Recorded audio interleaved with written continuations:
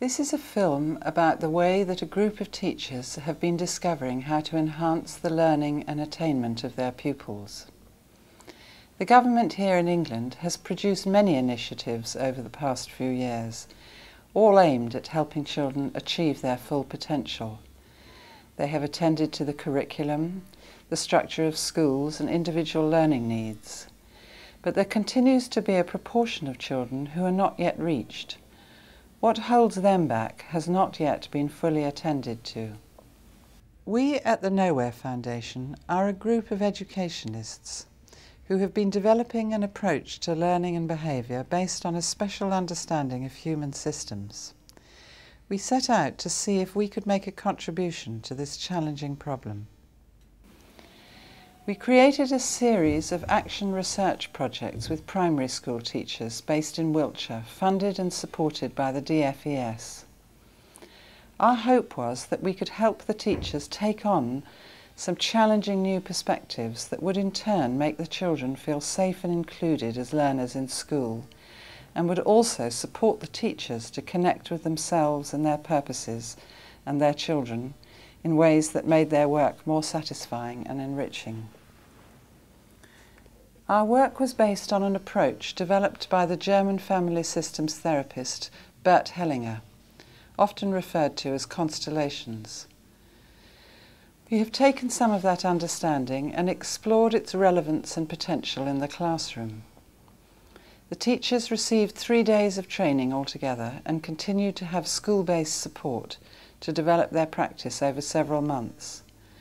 With us, they became active teacher researchers and innovators. Over this time, the teachers made some profound shifts in their outlook, that all of us are embedded in systems to which we owe our survival: the family, the classroom, the school and community. Loyalty to these systems is a powerful force and can either aid or prevent school attainment. We have a conscience guiding our loyalty to each, even when sometimes they are in conflict. And as children, many of us have also been recruited into playing a painful role in maintaining balance for those systems, even in ways that are individually damaging. It began to make more sense to see children and their systems as completely interdependent, rather than seeing them just as individuals. The teachers discovered how these systems were known and the knowledge stored in an embodied way by everyone. They learned that they could represent even complex or mysterious dynamics by using people or objects in a map or constellation.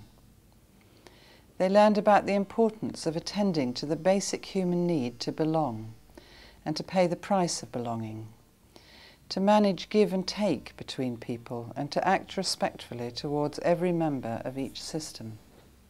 By attending to belonging and changing the climate for learning, we found that levels of engagement and attainment did improve, even for the hard-to-reach 20%. What follows gives you a flavour of some of what happened, the new tools and insights the teachers developed, and the impact this has had on the children's behaviour, learning and achievement.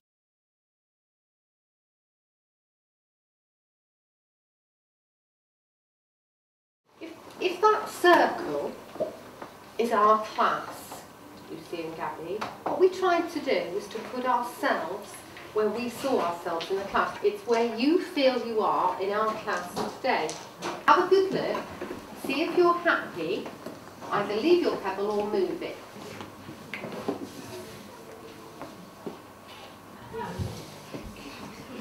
Why did you feel you wanted to move that? Because I feel like that I've got lots of fence. You wanted to put yourself right in the centre of things. Is that what you're saying? It's a bit off, it's just a little bit off the centre. Okay.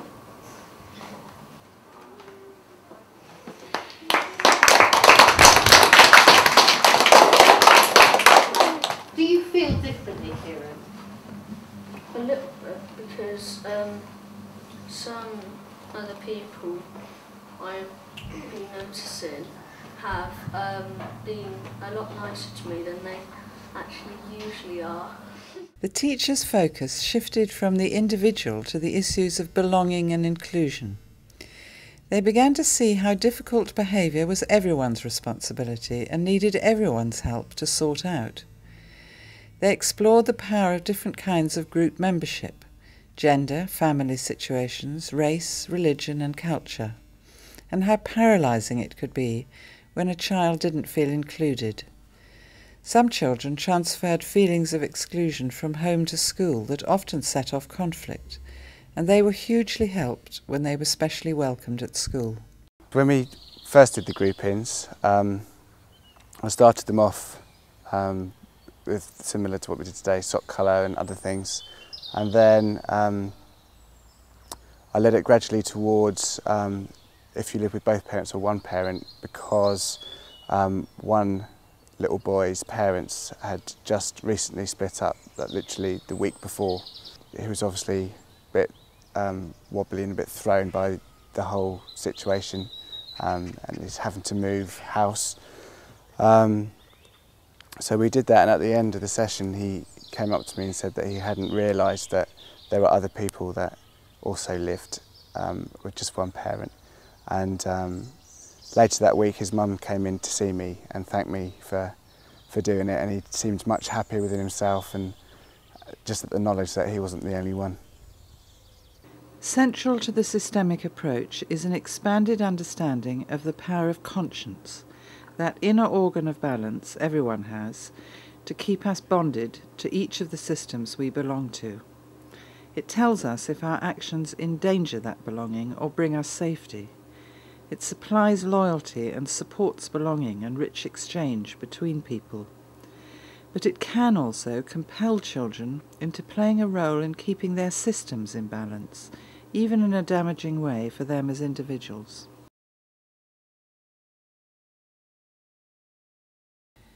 To enhance the learning atmosphere in the classroom, the teachers brought in a range of new practices to give class ownership of the emotional issues in the room.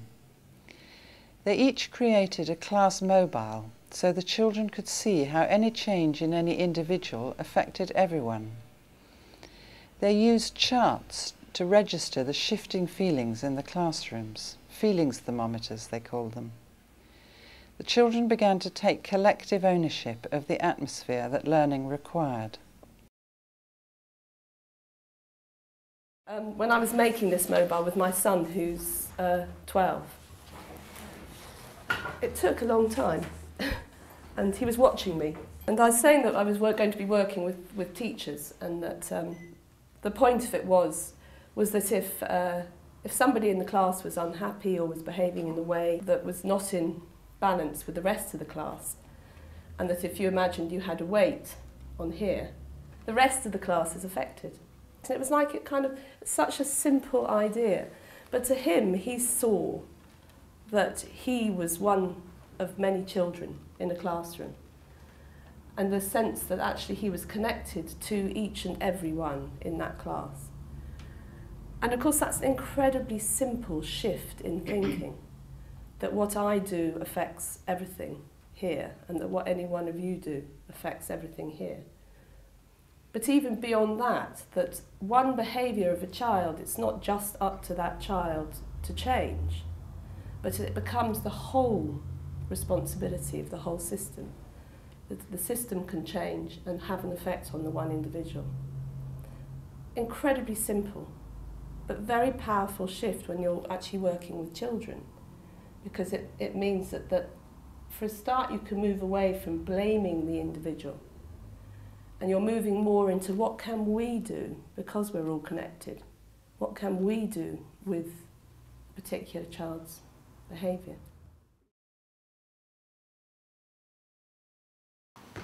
This is the feelings thermometer for Year 5. We use our pegs and we put it on whatever feeling we're on. When somebody from our class is on sad, then it means that we can help to cheer them up. But if they're on something like happy, then that's great. Once a week in a circle time activity for about 20 minutes, the rainbow chart is brought into the discussion, and For example, if there's 3 or 4 children on the cloud, which is the negative feeling, not necessarily sad, they'll be encouraged to say why. If they don't want to, they don't have to. And sometimes if a child is on the cloud, we'll also suggest ways of moving them back towards the sunshine. Sometimes at the end of a circle time, they will physically move themselves back towards the sunshine.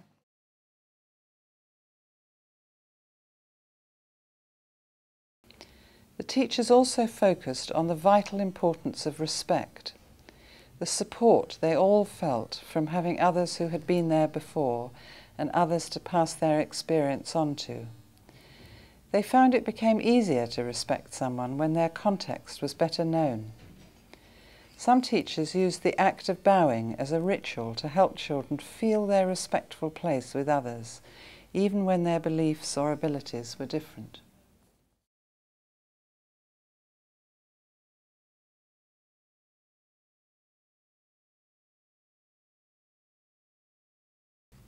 Children learn, or fail to learn, with their whole beings and bodies. The teachers worked with them at this level too. The teachers provided time for children to engage in simple meditation practices, tuning into their breath or a candle, so that they could be more present and able to concentrate on learning. Now think about your body. Think about your head, your neck. Let it rest. Think about your hands and your arms. Let them rest. Now just concentrate on your breathing. Think about your breath as it goes in and your breath as it goes out.